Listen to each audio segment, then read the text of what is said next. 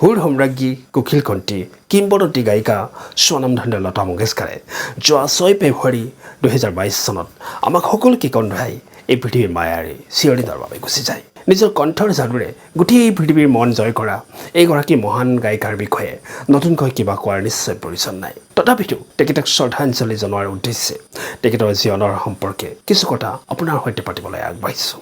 বৰ্তমান মধ্যপ্ৰদেশত অৱস্থিত ইন্দোৰ চহৰত 28 ছেপ্টেম্বৰ 1929 চনত এটা মাৰাঠী পৰিয়ালত লতা মংগেশকাৰৰ জন্ম হয়। তাই পণ্ডিত দীনানাথ মংগেশকাৰ আৰু হেমন্তী মংগেশকাৰৰ প্ৰথম সন্তান আছিল। লতাৰ পিতৃ দীনানাথ মংগেশকাৰ এটা মাৰাঠী সংগীতকাৰ হোৱাৰ উপৰিও এজন শাস্ত্ৰীয় গায়ক আৰু থিয়েটাৰ অভিনেতা আছিল। মাক আছিল গুজৰাটী। হেমন্তী দীনানাথ মংগেশকাৰৰ দ্বিতীয় পত্নী আছিল। প্ৰথম পত্নী নম্ৰতাৰ মৃত্যু হোৱাত দীনানাথে নম্ৰতাৰ সৰু ভনীয়েক হেমন্তীক নিজৰ জীৱন সংগী কৰি লয়। দীনানাথৰ উপাধি হাৰ্ডিকাৰ আছিল, কিন্তু পিছত তেওঁৰ উপাধি সলনি কৰি মংগেশকাৰ কৰি লয়, কাৰণ তেওঁ গোৱাৰ মংগেশী নামৰ ঠাইত বসবাস কৰিছিল। সেইবাবে তাৰ লগত সংগতি ৰাখি তেওঁৰ উপাধি মংগেশকাৰ কৰি লোৱা হয়।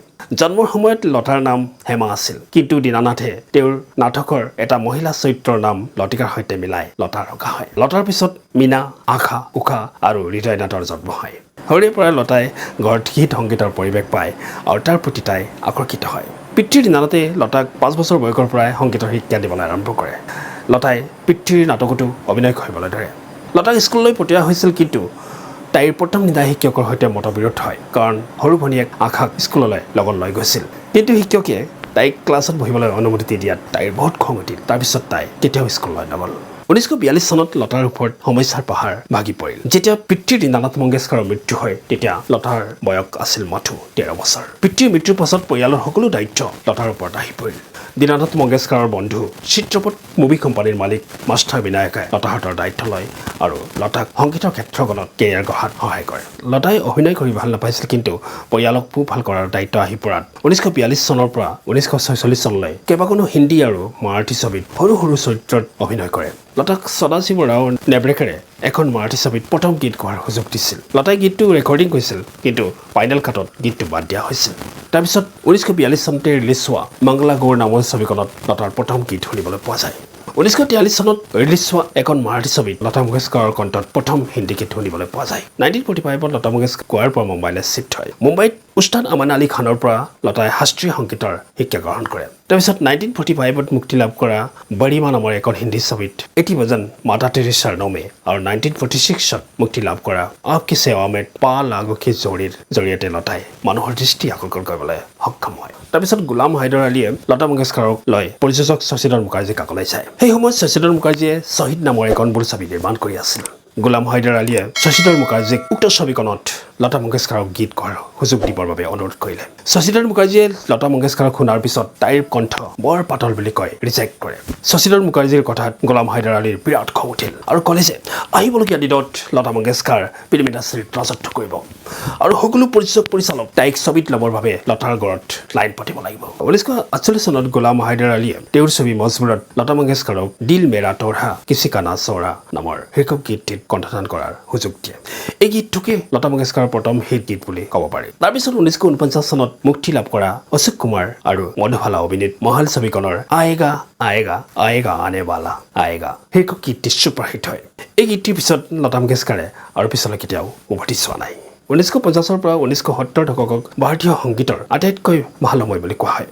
এটাতকৈ বাঢ়ি আন এটা সংগীত পৰিচালক বোলছবি পৰিচালক আছিল। সকলোৱে মিলি এটাৰ পিছত আন এটা শ্ৰেষ্ঠ বোলছবি সংগীত নিৰ্মাণ কৰিলে। লতা মংগেশকাৰৰ কণ্ঠত এটাৰ পিছত আন এটা শ্ৰেষ্ঠ গীত শুনিবলৈ পোৱা গ'ল। অনিল বিশ্বাস, শংকৰ জয়কিষণ, নৌশাদ, মদন মোহন, লক্ষ্মীকান্ত প্যাৰীলাল, কৈলানজী আনন্দজী, শচীন দেৱ বৰ্মন, ৰাহুল দেৱ বৰ্মনৰ দৰে নামী দামী সংগীত পৰিচালকৰ মধুৰ সুৰত লতাই কণ্ঠ দি গঢ়াইছিল আৰু সকলো সংগীত পৰিচালকৰ প্ৰথম পছন্দ আছিল লতা মংগেশকাৰ। এইসকল মহান সংগীতকাৰৰ সৈতে লতা মংগেশকাৰে বহুতো জনপ্ৰিয় আৰু চিৰসেউজ গীতত কণ্ঠ নিগৰাই সফলতাৰ সকলো সীমা অতিক্ৰম কৰিলে। লতাৰ সুৰৰ মাধুৰ্যই গোটেই দেশৰ জনসাধাৰণক মুগ্ধ কৰিব ধৰিলে আৰু মানুহে তেওঁক সৰস্বতীৰ অৱতাৰ বুলি ক'ব ধৰিলে। বহু চলচ্চিত্ৰ এইবাবেই হিট হৈছিল, কাৰণ তাত লতা মংগেশকাৰৰ জনপ্ৰিয় গীত আছিল। সহজ সৰল স্বভাৱৰ বাবে সকলো প্ৰযোজক পৰিচালকৰ প্ৰথম পছন্দ আছিল লতা মংগেশকাৰ।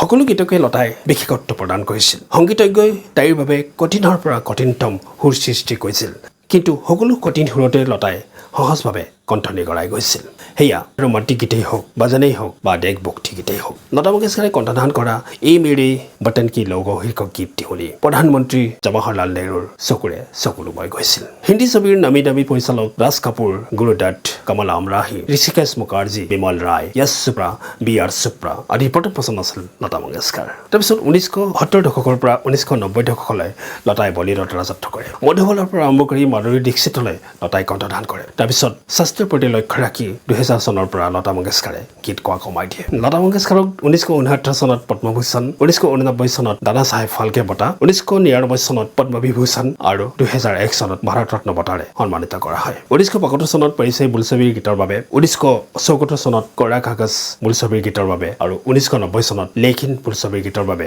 তিনিবাৰ শ্ৰেষ্ঠ গায়িকাৰ ৰাষ্ট্ৰীয় বঁটা লতা মংগেশকাৰে লাভ কৰে শ্ৰেষ্ঠ গায়িকাৰ 7টা ফিল্মফেয়াৰ বঁটা 5টা মহাৰাষ্ট্ৰ ৰাজ্য ফিল্ম পুৰস্কাৰ আৰু 15টা বাংগাল ফিল্ম জাৰ্নেলিষ্ট এছ'চিয়েশ্যন এৱাৰ্ড লতা মংগেশকাৰক প্ৰদান কৰা হৈছে মেলোডি কুইন সুৰৰ ৰাণী লতা মংগেশকাৰক সফলতা অন্য নাম বুলি ক'ব পাৰে যেতিয়ালৈ পৃথিৱী থাকিব তেতিয়ালৈ লতা মংগেশকাৰ হাজাৰ হাজাৰ চিৰসেউজ গীতৰ জৰিয়তে সদায় আমাৰ মাজত জীয়াই থাকিব ভিডিঅ'খন কেনেকুৱা লাগিলে কমেণ্ট কৰি জনাব ভাল লাগিলে লাইক কৰিব আৰু এই ভিডিঅ'টো আপোনাৰ বন্ধুৰ সৈতে শ্বেয়াৰ কৰিবলৈ নাপাহৰিব আৰু যদি আপুনি এতিয়ালৈকে আমাৰ চেনেলটো ছাবস্ক্ৰাইব কৰা নাই তেতিয়া ছাবস্ক্ৰাইব কৰি লওক আৰু কাষৰ বেল আইকনটো প্ৰেছ কৰি লওক যাতে এনে ধৰণৰ ভিডিঅ' আপোনাৰ সৈতে সদায় শ্বেয়াৰ কৰিব পাৰোঁ তেতিয়া আজিলৈ আহিলোঁ বাই